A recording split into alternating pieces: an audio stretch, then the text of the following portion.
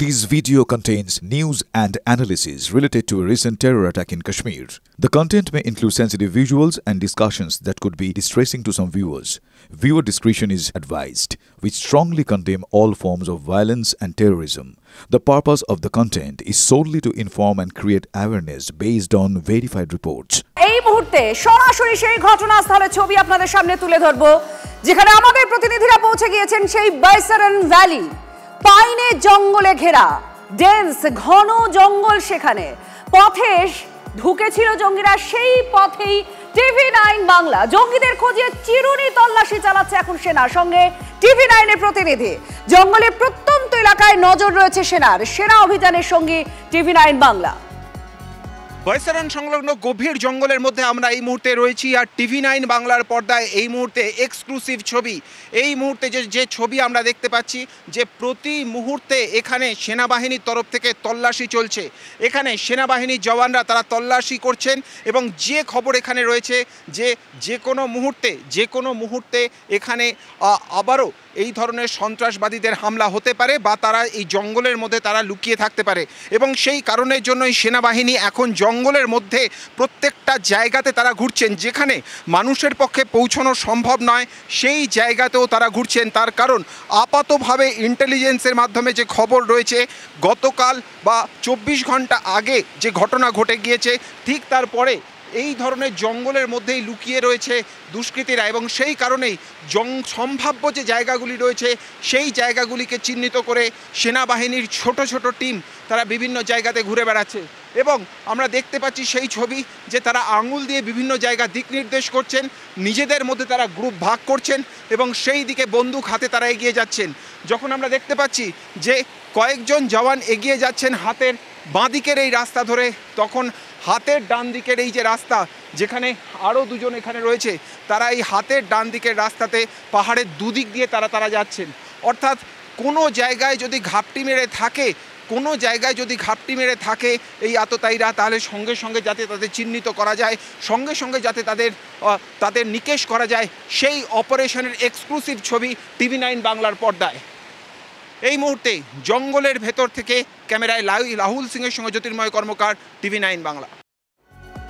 আপনারা দেখলেন যে পথে জঙ্গিরা হেঁটে গিয়েছে ভ্যালিতে, সেই পথেই TV9 বাংলা সেই জায়গাতেও পৌঁছেছে, যেখানে যে জায়গাটাকে বলা হয় মিনি সুইজারল্যান্ড, কিন্তু সেটা নরকে পরিণত হয়েছে এক লহমায়। ভ্যালিতে যে জায়গায় হত্যালীলা চালিয়েছে জঙ্গিরা, সেখানে পৌঁছে গিয়েছে TV9 বাংলা। বৈসারন ভ্যালি ঠিক সেই জায়গায় দুর্গম পাহাড়ি পথের মধ্যে দিয়ে পৌঁছে যেতে হয় এই মিনি সুইজারল্যান্ডকে। পাইনের জঙ্গলের ঘেরা গোটা বৈসারন ভ্যালি, আর এই দুর্গমতাকে ঢাল করেই আঘাত হেনেছে জঙ্গিরা। তারা জানে যে চট করে এখানে পৌঁছানো যাবে না, চট করে এখান থেকে নেমে আসাও যাবে না। পাথর কাদায় ভর্তি এই রাস্তা, পায়ে হেঁটে যাওয়াটাই বড় কঠিন হয়ে পড়ে, যেখানে ঘোড়া, খচ্চর এই ধরনের প্রাণীদের সাহায্যে উঠতে হয়। সেই পথ পেরিয়ে বৈসারন ভ্যালির হামলাস্থলে TV9 বাংলার প্রতিনিধিরা।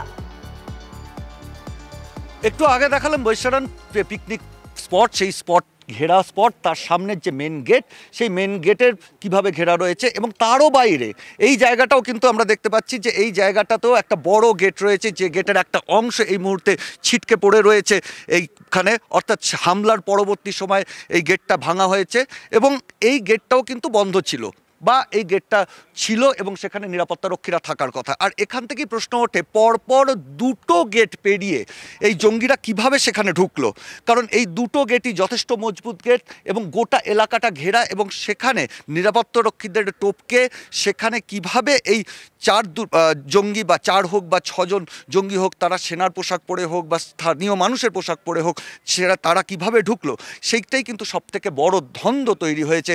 কারণ গোটা এলাকাটা যে একটা অরক্ষিত হিলটপ এমন কিন্তু নয়, কারণ গোটা এলাকাটা যথেষ্ট সুরক্ষিত, এবং যে রাস্তা দিয়ে পর্যটকরা চলাফেরা করেন সেই রাস্তাতেও বিভিন্ন জায়গায় কিন্তু সেনা হোক বা CRPF-এর প্রহরা রয়েছে, কাশ্মীর পুলিশের প্রহরা রয়েছে। কারণ এটা অন্যতম জনপ্রিয় পর্যটন স্থল, সেখানে কোনো ধরনের হামলা হতে পারে এই আশঙ্কাকে কেন্দ্র করেই কিন্তু এই জঙ্গলে ঘেরা এই ভূস্বর্গের এই ছোট্ট অংশটাকে নিশ্চিত করা হয়েছে নিরাপত্তা। আর সেই নিরাপত্তা ভেঙে এই শক্ত কাঁটাতারের বেড়াকে অতিক্রম করে কিভাবে গেট টপকে এই ঘেরা জায়গার মধ্যে এই জঙ্গিরা পৌঁছলো, সেই প্রশ্নের উত্তর কিন্তু এখনো নেই।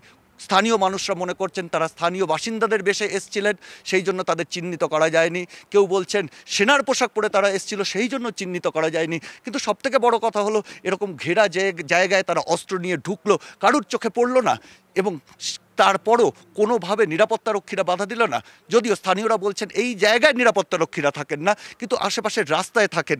তাহলে আরও একটা প্রশ্ন আসে, 20 মিনিট ধরে তারা এখানে হত্যালীলা চালিয়েছিল। এই ঘেরা জায়গার মধ্যে 20 মিনিট ধরে তারা পরিচয় জেনে, পরিচয় নিশ্চিত করে বেছে বেছে গুলি চালালো। তারপর সেই 20 মিনিট ধরে গুলি চালানোর পর সেই গুলির আওয়াজ কতক্ষণে পৌঁছলো নিরাপত্তা কর্মীদের কাছে? কারণ এর আশেপাশে বিভিন্ন জায়গায় সেনা ছাউনি রয়েছে, সিআরপিএফ ক্যাম্প রয়েছে। তাদের কাছে গুলির আওয়াজ পৌঁছানোর পর তাদের এখানে পৌঁছতে প্রায় আধ ঘন্টা সময় লাগলো এবং তার মধ্যে এই আতঙ্কবাদীরা, এই হত্যাকারীরা তারা কিন্তু নির্বিঘ্নে পালিয়ে গেছে। আর এটাই একটা বড় প্রশ্নের জায়গা তৈরি করে দিচ্ছে। ক্যামেরায় তুষারের সঙ্গে সিজার, TV9 বাংলা, পেহেলগাঁও। আর এখানেই ভারত, গোটা ভারত চাইছে বদলা নেওয়া হোক। ইতিমধ্যেই নানান ধরনের কূটনৈতিক পদক্ষেপ করা হয়েছে, পাকিস্তানকে চাপে ফেলা হয়েছে, পাকিস্তানের জল বন্ধ করা হয়েছে, পাকিস্তানের বাণিজ্য বন্ধ করা হয়েছে, পাকিস্তানের ভিসা বন্ধ করা হয়েছে, পাকিস্তানের নাগরিকদের বেরিয়ে যেতে বলা হয়েছে। এত পদক্ষেপের পর চাপে পড়েছে পাকিস্তান, আর বদলার প্রহর আরো আরো আরো কাছে আসছে কি? এই সমস্ত প্রশ্নগুলো আরো ক্রমাগত উঠছে, কারণ তিন বাহিনীকে প্রস্তুত থাকতে বলা হয়েছে, সর্বদল বৈঠকও রয়েছে। আর এই সমস্ত বিষয়কে সামনে রেখেই বিশেষজ্ঞরা তারা কে কি বলছেন তাদের বক্তব্য আপনাদের শোনাবো। দীপাঞ্জন চক্রবর্তী, প্রাক্তন এনএসজি কর্তা, তিনি কি বলেছেন শোনাবো। যা দেখতে পাচ্ছি গত 24 ঘন্টায় আমার মনে হয় ভারত এবার শুধু বালাকোট, উড়ির সার্জিক্যাল স্ট্রাইকের মতো নয়, তার থেকে অনেক বড় ম্যাগনিটিউডে একটা কিছু হতে চলেছে এবং সেটা হবে। ইন্ডাস ট্রিটিও ক্যান্সেল করেছে, আপনারা দেখছেন। এবং আমি আজকে একটা ভিডিও পেলাম, লস্করে তৈবার যে second in command, say literally দেখছি সে কান্নাকাটি করছে বিশ্বের জনগণের জন্য কাছে এবং সারা পৃথিবীর মুসলিমদের কাছে। ওই সেই পুরনো কথা যে ইসলাম খতরে পে হ্যায়, ও বলছে যে আমরা কিছু করিনি এবং ভারত কিন্তু আমাদের উপর আক্রমণ করবে। So they are very sure now যে কি আসতে চলেছে। আমরাও অপেক্ষায় দিন গুনছি, সারা ভারতবর্ষে 140 কোটি মানুষ সেই দিনটার জন্য অপেক্ষা করে রয়েছে, কবে আমরা বদলা নেব।